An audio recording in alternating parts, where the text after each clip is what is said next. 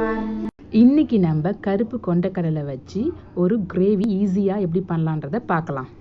அதுக்கு தேவையான பொருட்கள் பார்த்தீங்கன்னா, ஊற வச்ச கொண்டக்கடலை 1 கப்பு, 2 வெங்காயம் நறுக்கியது, 1 தக்காளி நறுக்கியது, 4 பச்சை மிளகாய், இஞ்சி பூண்டு பேஸ்ட்டு, கருவேப்பிலை, கொத்தமல்லி, 1 டீஸ்பூன் மஞ்சத்தூள், 1 டேபிள் ஸ்பூன் குழம்பு மிளகாய் பொடி, உப்பு தேவையான அளவு.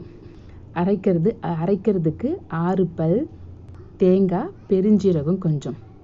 தாளிக்கிறதுக்கு எண்ணெய், கஸ்தூரி மெத்தி, பட்டை, லவங்கம், ஸ்டார் கொஞ்சம், பிரிஞ்சி இலை கொஞ்சம். இப்போ வாங்க எப்படி செய்யலான்னு பார்க்கலாம். ஒரு பேன் எடுத்துட்டு அதில் நம்ம ஊற வச்ச கருப்பு கொண்டக்கடலை, வெங்காயம், இஞ்சி பூண்டு பேஸ்ட்டு, தக்காளி, பச்சை மிளகாய் இதை எல்லாத்தையும் சேர்த்து, இதன் கூடவே நம்ம எடுத்து வச்சுருந்த மஞ்சத்தூள், மிளகாய்த்தூள், உப்பு இதையும் சேர்த்துட்டு 2 கிளாஸ் தண்ணி ஊற்றி குக்கரில் 5 விசில் வச்சு எடுத்துருங்க.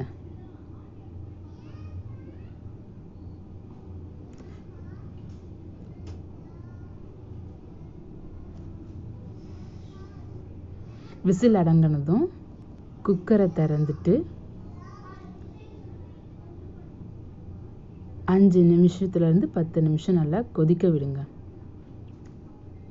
10 நிமிஷம் கழித்து நம்ம தாளித்து வச்சதை சேர்த்துட்டு, அது கூடவே அரைச்சி வச்ச தேங்காவையும் சேர்த்துட்டு, கருவேப்பிலை, கொத்தமல்லியும் சேர்த்து நல்லா கலந்து விடுங்க.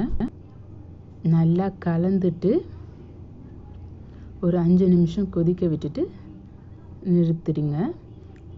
நம்மளோட சுவையான கருப்பு கொண்டக்கடலை கிரேவி ரெடி. இந்த மெத்தட் ரொம்ப ஈஸியான மெத்தடு, டைம் சேவிங் மெத்தட் கூட. ட்ரை பண்ணி பார்த்துட்டு கமெண்ட் பண்ணுங்கள். தேங்க்யூ ஃபார் வாட்சிங்.